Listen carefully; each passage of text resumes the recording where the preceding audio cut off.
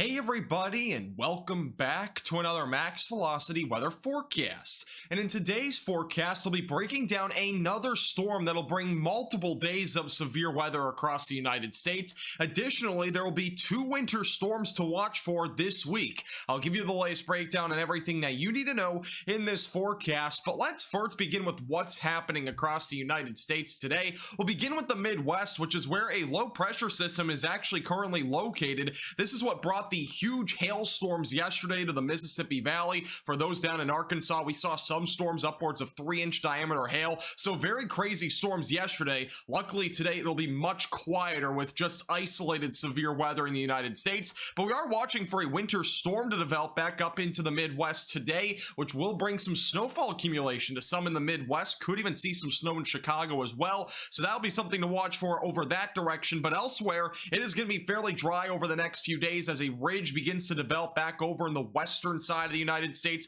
so we'll have drier and warmer air return to areas in the Great Plains. But this won't last for long, because we'll have another storm later this week that'll bring the threat for really a lot of severe weather over multiple days and the potential for a winter storm. I'll talk about more on that here in just a moment. But for the rest of Sunday, we do have a marginal threat of severe weather on the East Coast. I'm not too concerned about this. This is just for an isolated damaging wind gust or maybe some isolated large hail. Not very concerning there, but what's more concerning is our next storm that'll be arriving around Wednesday and Thursday of this upcoming week that'll bring the threat for severe weather over multiple days. So let's kind of take you through that with the jet stream initially. Beginning with today, we do have that negatively tilted trough across the Midwest. Again, really what negatively tilted troughs do is pull up a ton of moisture out of the Gulf of Mexico, but even then, with this sort of setup that we have over in the East Coast, we just don't have the ingredients in place for a significant severe weather event, so we're not really looking at any significant severe weather today. Once that low pressure system moves out going into early this week, we'll be watching for a very weak ridge in the central United States. This will only be there for a couple of days.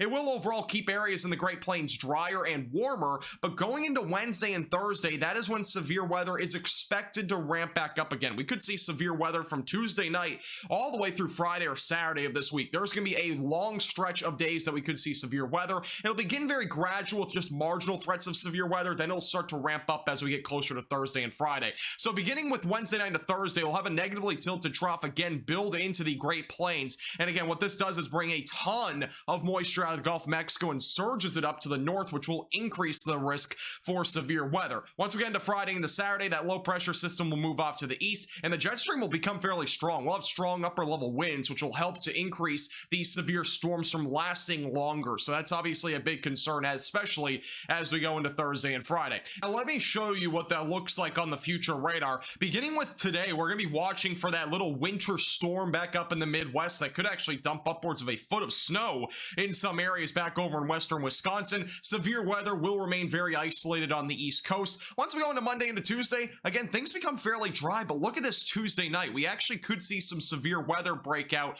across the Central Plains. Isolated large hail and damaging winds would be the main concerns. Once we go into Wednesday night, another chance of severe weather will exist. Again, it's not widespread at this point, but there could be some isolated severe storms. By Thursday, that is when things really ramp up. We're talking about more scattered to numerous severe weather event that could bring the threat for damaging winds, large hail, and maybe a couple of tornadoes as well from the Midwest all the way back through the Southern Plains. It'll be a very large area to watch for. Once we go into Thursday night into Friday morning, things become kind of uncertain here. Where will we actually see the greatest severe weather potential? And will we see a winter storm to this magnitude across a large chunk of the country? I mean, we're talking anywhere from almost western New York back through the northern plains. There are some uncertainties with this current storm, but we will be watching this very closely because there is a chance for a potential winter storm back up in the Midwest that could last upwards of 24 to 36 hours, which would mean a lot of snow over a short amount of time. Once we go into Saturday, there will be a chance for some showers and storms along the East Coast, and eventually a very dominant ridge will return to the United States as we go into the later half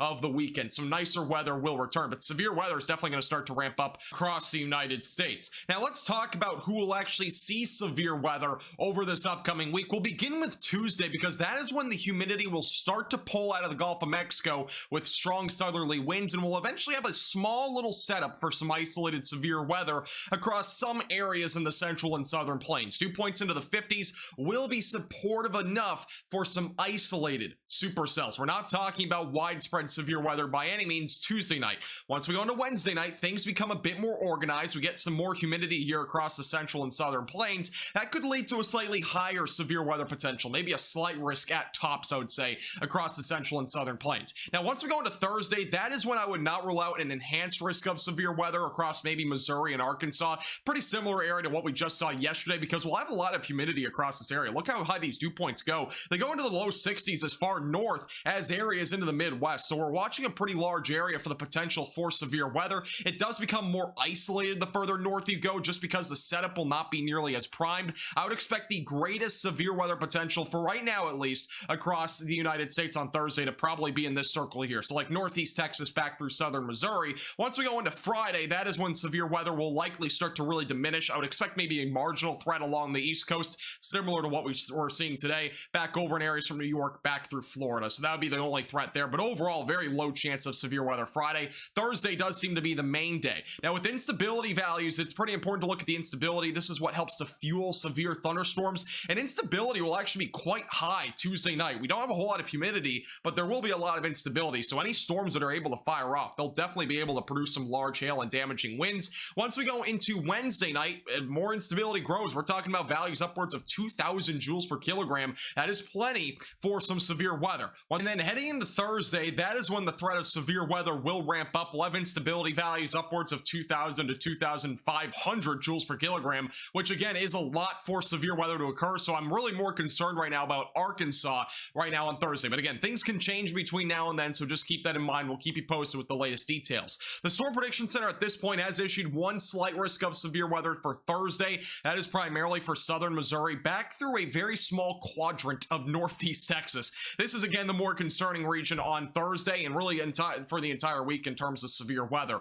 For the timing, we'll begin with Tuesday night. That is when a few severe storms might fire up across the central plains. Isolated damaging winds, large hail, the main concerns. Once we go into Wednesday night, more severe storms could fire up. They'll be a bit more discreet, so that means the threat of severe weather might be a bit higher out of those storms. And then once we go into Thursday, that is when a cluster or a line of storms will develop across the Mississippi Valley. That'll be definitely more concerning because it'll produce a more numerous to widespread threat of damaging winds and maybe some large hail. Wouldn't rule out a couple of tornadoes as well. And for those in the Ohio Valley and as well as the Mississippi Valley, storms will ramp up during the afternoon hours back up here through the Midwest and as well as southern Missouri. That is where the severe weather potential will be the greatest during the early to mid-afternoon hours. But things will increase back down in Arkansas during the late afternoon and evening hours. That is when I think the most significant severe weather will occur on Thursday. But again, things will change as we get closer. We are still several days out, so keep that in mind. But again, that's kind of what we're thinking right now in terms of the forecast. And lastly, there will be a chance for two different winter storms across the Midwest this week,